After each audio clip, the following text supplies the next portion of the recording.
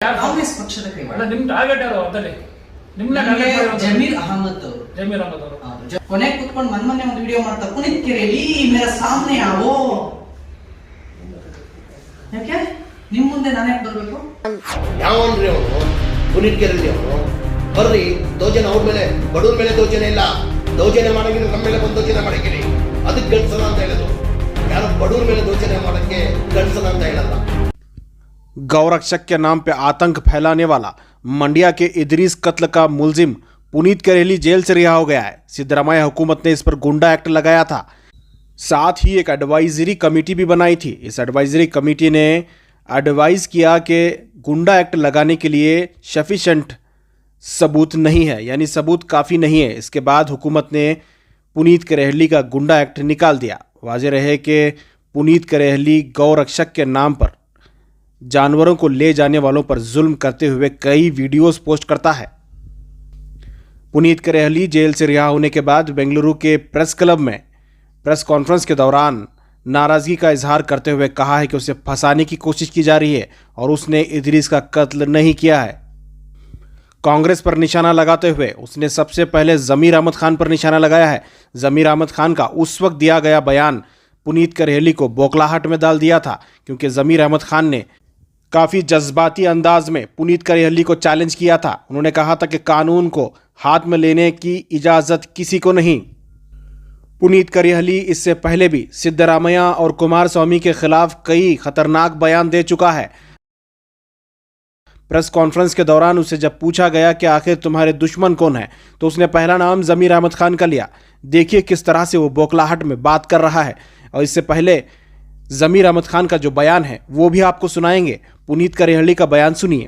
Sir ಈಗ ನಿಮ್ಗೆ ಹಾಕಿದ್ರಲ್ಲ ಅದರಿಂದ ಯಾರನ್ನ ಕೈವಾಡ ಇದೆ? ರಾಜಕೀಯ ಕೈವಾಡ ಖಂಡಿತವಾಗಿಯೂ ಇಡೀ ಕಾಂಗ್ರೆಸ್ ಪಕ್ಷದ ಕೈವಾಡ. ಕಾಂಗ್ರೆಸ್ ಪಕ್ಷದ ಕೈವಾಡ. ನಿಮ್ ಟಾರ್ಗೆಟ್ ಯಾರು ಅಂತಲ್ಲಿ? ನಿಮ್ನ ಜಮೀರ್ ಅಹಮದ್ ಅವರು. ಜಮೀರ್ ಅಹಮದ್ ಅವರು ಜಮೀರ್ ಅಹಮದ್ ಅವರು ನಾನು ಹೇಳ್ತೇನೆ ಯಾಕೆ ನನಗೆ ಅವ್ರ ಮೇಲೆ ಅನುಮಾನ ಇದೆ ಅಂತ. ಜಮೀರ್ ಅಹಮದ್ ಅವರು ಒಂದು ಟ್ವೀಟ್ ಮಾಡ್ತಾರೆ, ಕೆಂಪೇಗೌಡರನ್ನ ನಿಲ್ಲಿಸಿರೋದಕ್ಕೆ ನನಗೆ ಶಿಕ್ಷೆ ಆಗಬೇಕು ಅಂತ. ನಾನು ಕೆಂಪೇಗೌಡರನ್ನ ನಿಲ್ಲಿಸಿರೋದಕ್ಕೆ ಎಲ್ಲಿದೆ ಸಾಕ್ಷಿ, ಎವಿಡೆನ್ಸ್ ಎಲ್ಲಿದೆ? ಬೆಂಗಳೂರಿನಲ್ಲಿ ಒಬ್ಬ ಹೋರಾಟಗಾರ ಚಿಗುರ್ತಾ ಇದ್ದಾನೆ ಅಂದ್ರೆ ಹಿಂದೂ ಧರ್ಮದ ಪರ ಅವರನ್ನ ಚೂಟ್ ಹಾಕ್ಬೇಕು, ಮುಂದೊಂದಿಷ್ಟು ತೊಂದರೆ ಆಗುತ್ತೆ ಅಂತ ವ್ಯಕ್ತಿ ಅನ್ಕೊಳ್ತಾರೆ, ಅದಕ್ಕೆ ಟ್ವೀಟ್ ಮಾಡ್ತಾರೆ. ನಾನು ಅವತ್ತಿಂದನೇ ಕೇಳ್ತಾ ಇದ್ದೀನಿ, ಯಾವಾಗ ನೀವು ಮಾಡಿದ್ರು ಅವಾಗಿಂದ ಕೇಳ್ತಾ ಇದ್ದೀನಿ, ಎವಿಡೆನ್ಸ್ ಇದೆಯಾ? ನಾನು ಕೆಂಪೇಗೌಡರ ವಿರುದ್ಧ ಮಾತಾಡೋದಕ್ಕೆ ಎವಿಡೆನ್ಸ್ ಇದೆಯಾ ನಿಮ್ಮ ಹತ್ರ? ಸಾಕ್ಷಿ ಇದೆಯಾ? ನೀವೇ ಹೇಳಿದ್ದೀರಾ ವಿಡಿಯೋ ಮಾಡಿದ್ದಾನೆ ಅಂತ, ಕೊಡಿ ವಿಡಿಯೋನ. ನಾನು ಮಾತಾಡೋದಕ್ಕೆ ಒಂದೇ ಒಂದು ಸಾಕ್ಷಿ ಕೊಡಿ. ಇಲ್ಲ, ಅವತ್ತಿಂದ ಟಾರ್ಗೆಟ್ ಮಾಡ್ಕೊಂಡು ಬಂದಿದ್ದಾರೆ. ಕೊನೆ ಕೂತ್ಕೊಂಡು ಮೊನ್ನೆ ಒಂದು ವಿಡಿಯೋ ಮಾಡ್ತಾ ಪುನೀತ್ ಕೆರೆಯಲ್ಲಿ ಮೇರಾ ಸಾಮ್ನೆ ಆವೋ.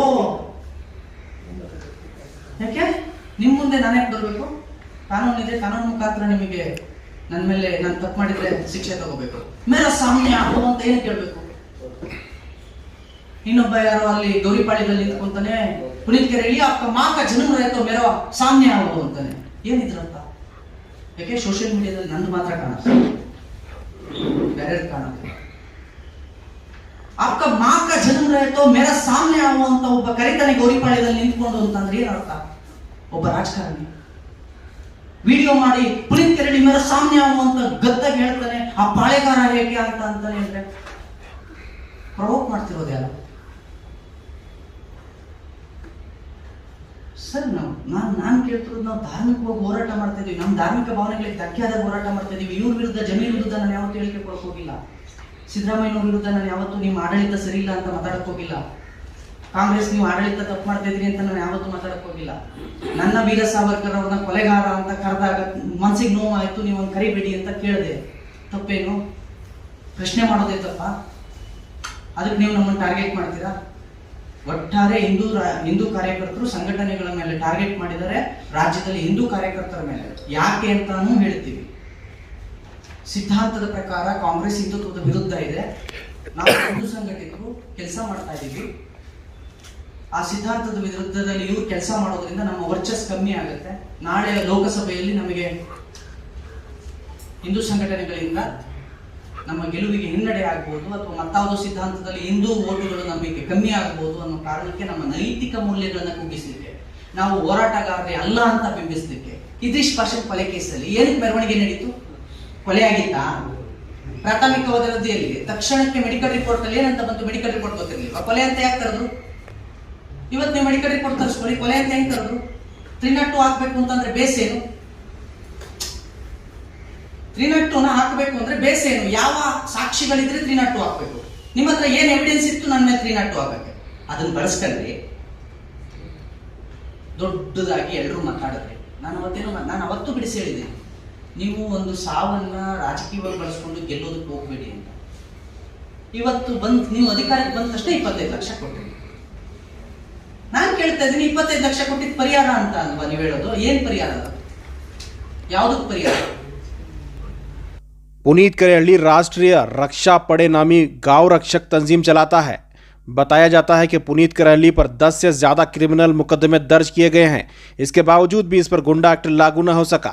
हुबली के 150 मुस्लिम नौजवानों को यूएपीए लगाकर तकरीबन 1 साल से ज़्यादा वो जेलों में कैद है। हुबली के तकरीबन 150 नौजवान जो जेलों में कैद हैं, उनमें ज़्यादातर लोगों के कोई क्रिमिनल रिकॉर्ड्स नहीं हैं। इसके बावजूद भी वो 1 साल से कैद काट रहे हैं और यहाँ तकरीबन 10 क्रिमिनल केसेस दर्ज होने के बावजूद भी इस पर गुंडा एक्ट लागू नहीं हो सका और वो जेल से बाहर है। जब इदरीस का कत्ल हुआ था उस वक्त जमीर अहमद खान ने जो बयान दिया था वो भी सुनिए। ಯಾವನ್ರಿ ಅವನು? ಪುನೀತ್ ಕೆರೆಯಲ್ಲಿ ಅವನು ಬರ್ರಿ, ದೌರ್ಜನ್ಯ ಅವ್ರ ಮೇಲೆ, ಬಡವ್ರ ಮೇಲೆ ದೌರ್ಜನ್ಯ ಇಲ್ಲ. ದೌರ್ಜನ್ಯ ಮಾಡಂಗಿದ್ರೆ ನಮ್ಮ ಮೇಲೆ ಬಂದು ದೌರ್ಜನ್ಯ ಮಾಡಿದ್ದೀನಿ, ಅದಕ್ಕೆ ಗಂಡಸನ ಅಂತ ಹೇಳೋದು.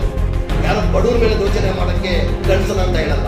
ಕಾನೂನು ವಿರೋಧ ಹೋಗಿದೆ, ಕಾನೂನು ಅಂತ ಇದೆ, ಕಾನೂನು ಶಿಕ್ಷೆ ಕೊಡಿ. ಇವ್ರು ಯಾವನಿಗೆ ಅಧಿಕಾರ ಕೊಟ್ಟಿರೋದು? ಪುನೀತ್ ಕೆರೆಳಿಗೆ ಯಾರು ಅಧಿಕಾರ ಕೊಟ್ಟಿರೋದು? RNCL ಮಾರ್ಕೆಟ್ ಪರ್ಚೇಸ್ ಮಾಡಿದ್ದಾನೆ, ವಿಲ್ಗಳು ಅವೇ ಅದು. ಅವ್ರು ಟ್ರಾನ್ಸ್ಪೋರ್ಟೇಷನ್ ಮಾಡ್ತಾ ಇದ್ದಾರೆ. ಎಲ್ಲೋ ಕಸಾಯಿ ಖಾನೆಗೆ ಕರ್ಕೊಂಡು ಹೋಗಿ ಅಲ್ಲಿ ಇಳಿಸಿದ್ರೆ ಹೌದಪ್ಪ ಇವ್ರು ಕಸಾಯಿ ಖಾನೆಗೆ ತಗೊಂಡೋಗಿದ್ದಾರೆ, ಇವ್ರು ತಪ್ಪು ಮಾಡಿದ್ದಾರೆ. ಅದಕ್ಕಂತ ಕಾನೂನಿದೆ ಮಿಸ್ಟರ್ ಪುನೀತ್, ಅದಕ್ಕಂತ ಪೊಲೀಸ್ ಇದೆ, ಅದಕ್ಕಂತ ನ್ಯಾಯಾಲಯ ಇದೆ, ಅದಕ್ಕಂತ ಸರ್ಕಾರ ಇದೆ. ನೀನೇ